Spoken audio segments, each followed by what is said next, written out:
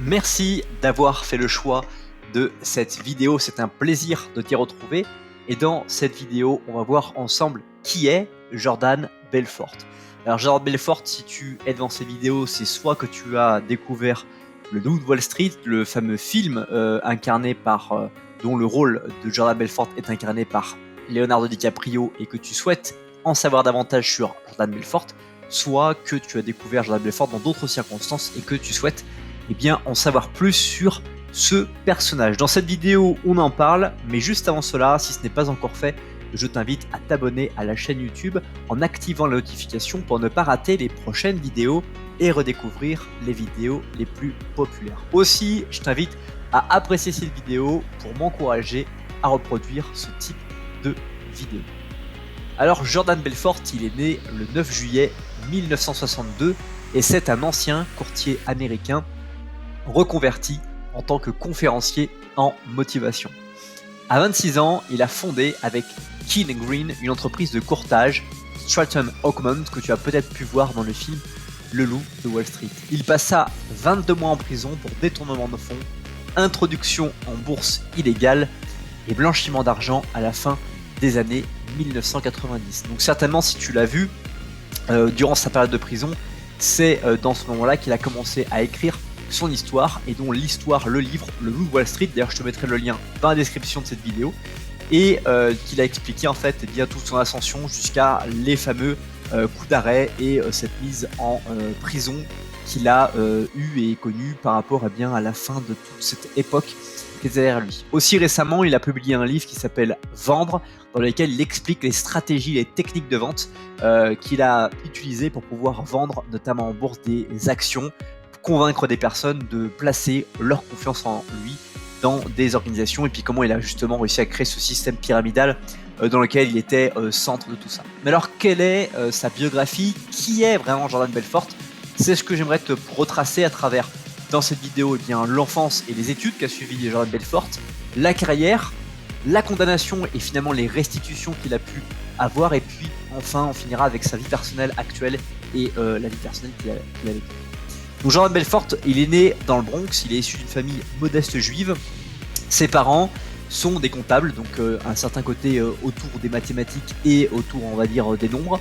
Sa mère deviendra avocate, tandis que son père deviendra directeur financier de Stratton Oakmont, donc sa propre société.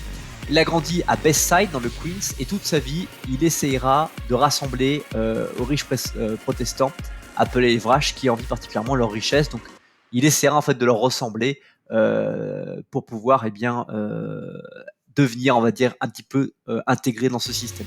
Dans son adolescence, il souhaite se faire de l'argent de poche pour pouvoir payer ses études. Donc il montre alors sa première fois ses talents de vendeur. Grâce à ça, c'est là qu'il a découvert cette capacité à vendre.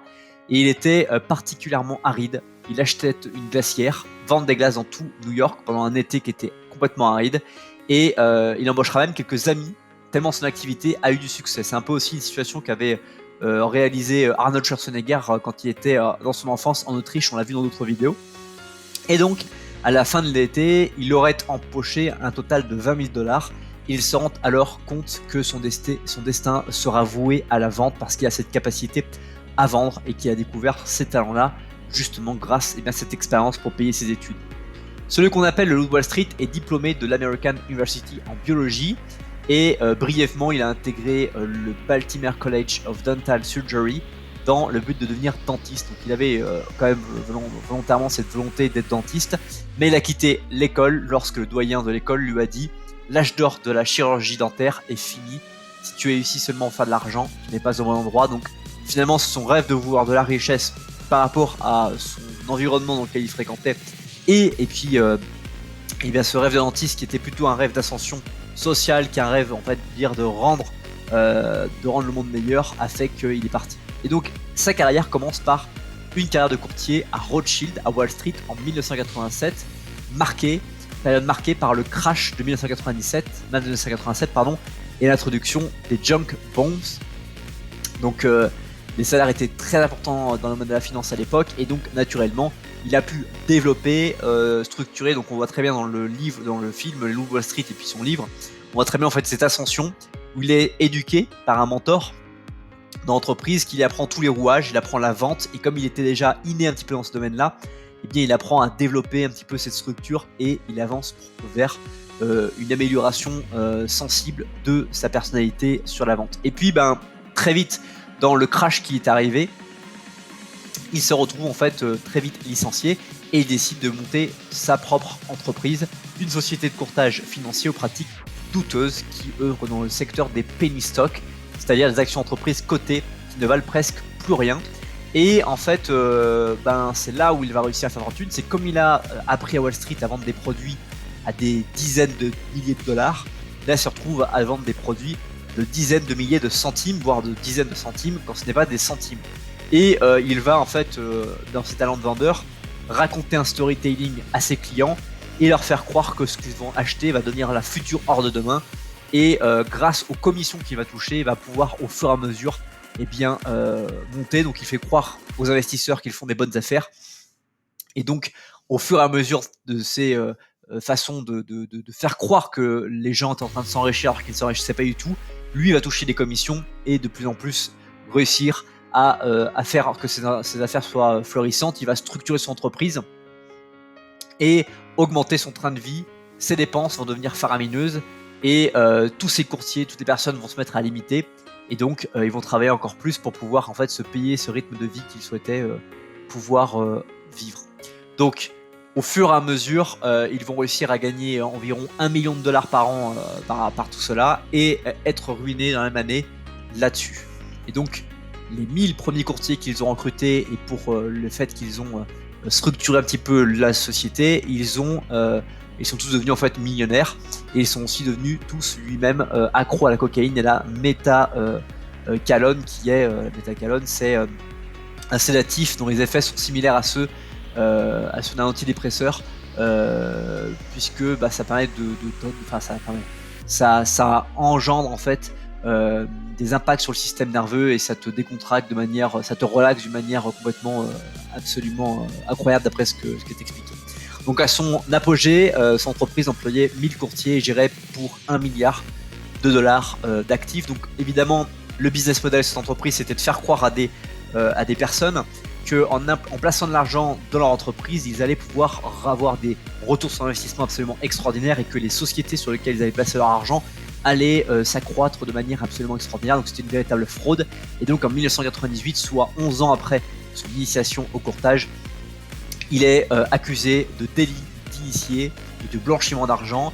Mais après avoir procuré avec le FBI, il effectue 22 mois de prison pour un délit de fausse information et entraîné une perte avoisinant les 200 millions de dollars pour ses investisseurs. Et donc il est condamné à restituer 110 millions aux investisseurs qu'il a escroqués. Et selon les procédures fédéraux, Belfort a échoué à respecter l'accord de remboursement de ses victimes établi en 2003, puisque l'accord stipulait que 50% de ses revenus devraient servir à indemniser les 1513 clients qu'il a floués.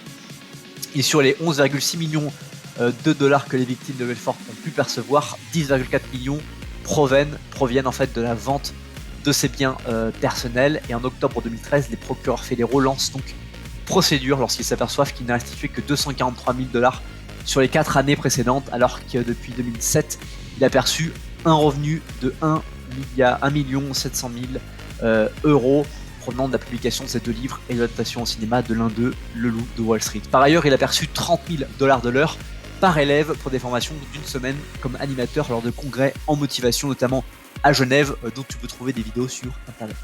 Dans sa vie personnelle, ce qui est intéressant de noter, c'est qu'il a racheté le yacht de 50 mètres Nadine, rebaptisé Naomi dans le film Le Loup de Wall Street, qui a été construit en 1961 à l'origine pour Coco Chanel et qui coula pendant une tempête en juin 1996 au large de la côte de la Sardaigne par le fait qu'il ait voulu rentrer plus vite en Suisse dans l'histoire que tu peux voir dans Le Loup de Wall Street.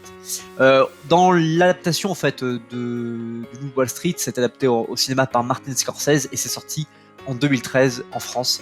Et voilà, il est auteur aussi de la suite Catching the Wolf of Wall Street, où c'est attraper le loup de Wall Street.